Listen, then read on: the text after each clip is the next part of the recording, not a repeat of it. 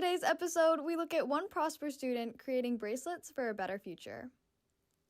We also look at the behind the scenes of Floral Design's Valentine's fundraiser. And finally, we look into one freshman who's been doing it all at the Grove.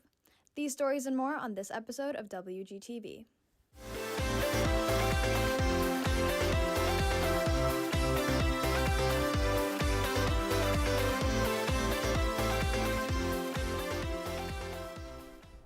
Good afternoon, Wildcats, and thank you for tuning in to this episode of WGTV. Live from the Grove, I'm Sharka Call. And I'm Tyler Medeiros. We have many exciting stories coming up, but first, Tyler's going to catch you up on what's been happening at the Grove. Tyler. Thanks, Sharka.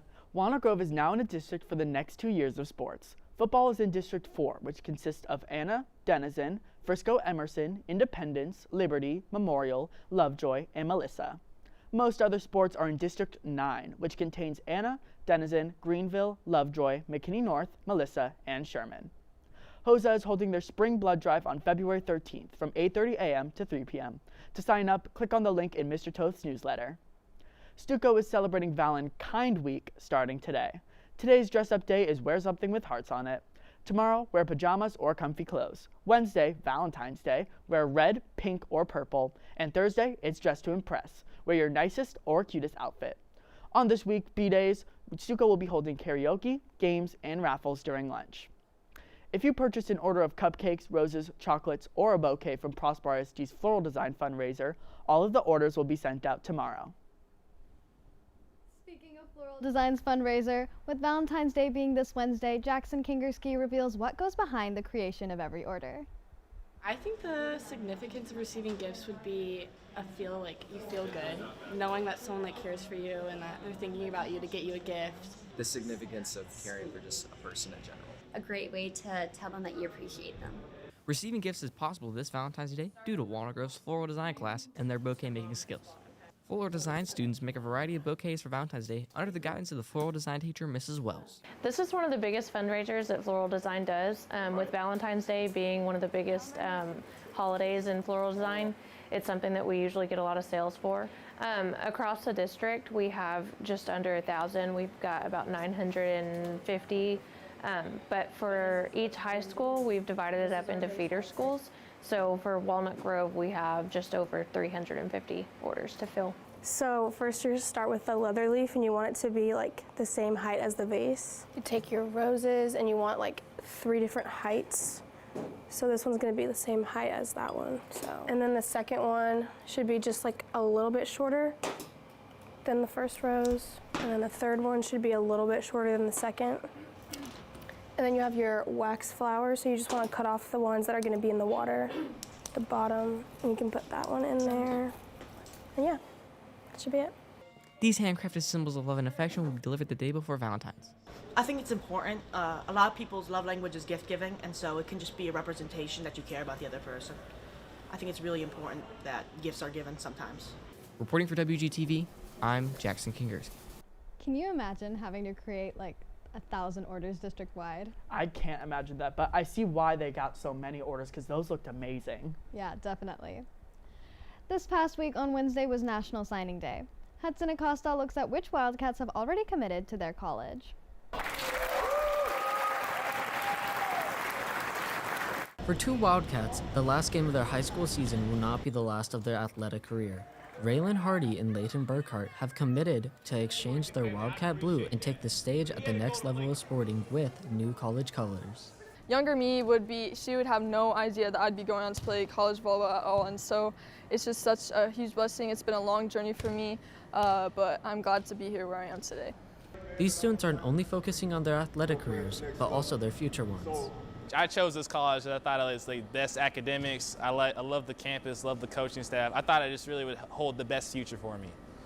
These students have truly come a long way and are bound to go further. With WGTV, I'm Hudson Costa.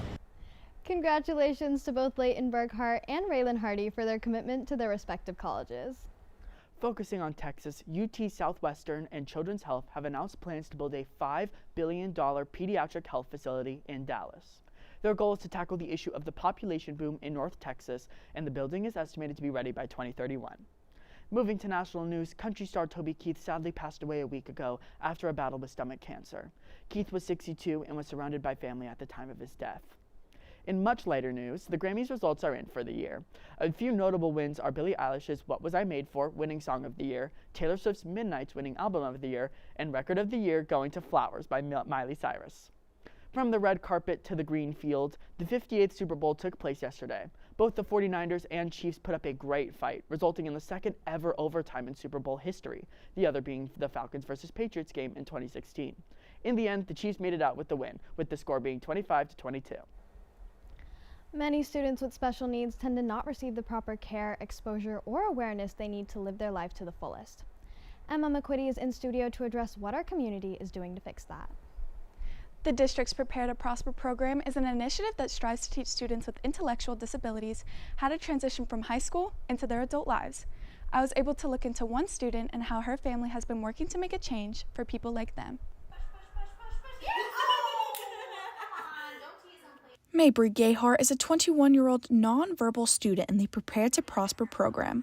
However, with her aging out of the program after this year, concerns about Mabry's future started to arise. What we worry about is that they would end up sitting on the couch at home, and we want them to have an adult life that is full and allows them to do as many things as possible. Mabry's classes in the Prepare to Prosper program helped her to better learn the life skills that she would need to become more self-reliant.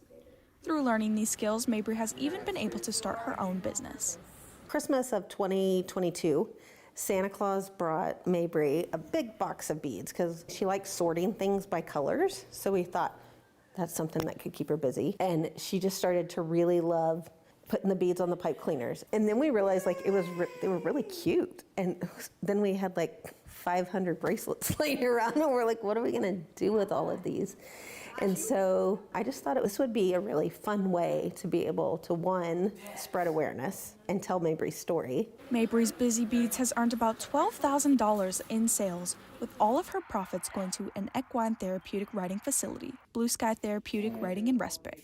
Equine therapy allows for those with disabilities to work on their mobility and lets them take the reins and gain a sense of independence while riding. Actually, this year we've broken ground on a covered arena space. We've been at this property now for 10 years and we've exclusively been riding outdoors. It's just because of that, we are at the mercy of the weather. We have to cancel a lot due to rain, snow, ice, wind, all of the fun stuff. So the benefits of starting this covered arena project is hopefully in the next year or two we'll be able to see that we don't have to cancel anymore when it's raining out.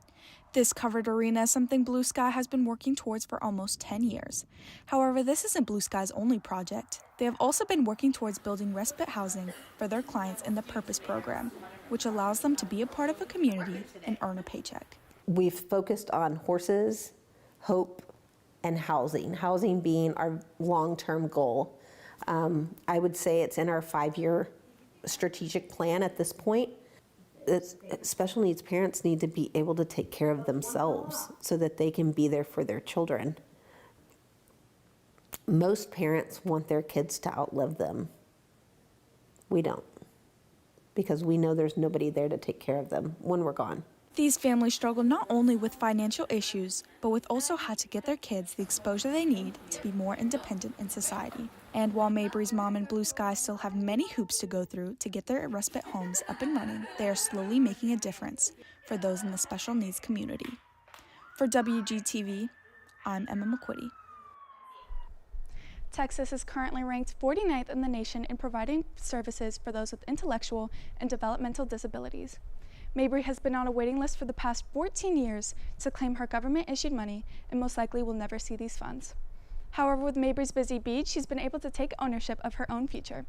If you would like to support her, you can visit Blue Sky in Krugerville, where the clients from the Purpose program sell merchandise they've created alongside with Mabry's Beads on the 2nd and 4th Saturday of each month from 9 a.m. to 2 p.m. Now, there have been a lot of big wins for the Wildcats over the past couple of weeks. Millie Salinas is in studio to fill you in on everything Walnut Grove sports. Millie. Thank you, Sharka. Starting off with girls basketball, the girls hosted Emerson on the 30th and brought the game to overtime after a hard-fought battle. The girls came out on top 41-34. The game was versus Liberty, where the girls fell short 54-23. The final game last week was versus Heritage. The Coyotes didn't stand a chance against the Wildcats after falling 52-20. Their final game is tomorrow night versus Reedy at 6 p.m. here at the Grove. Boys basketball also had a home game versus Emerson on the 30th. Just like the girls, the boys won with a big 70-44 victory. The boys continued dominating their opponents on the Friday the 2nd after a 76-40 win against Liberty. The boys had a high-stakes game versus Heritage, but fell just short 63-59. Friday's night's game against Lebanon Trail was senior night. The boys cruised past the Trailblazers with a final score of 74-60, improving their district record to 10-3 and their overall record to 21-8. Leading the team offensively has been junior Parker Evanson, averaging 15.7 points per game. Now, our swim and dive team has had a phenomenal season, and we wanted to congratulate Lute Six, Deacon Colbert, and Derek Colbert for becoming the first 3 state qualifiers in the program's history. Moving on to boys soccer, the team traveled to Independence on January 30th and returned home after a dominant 7-0 win.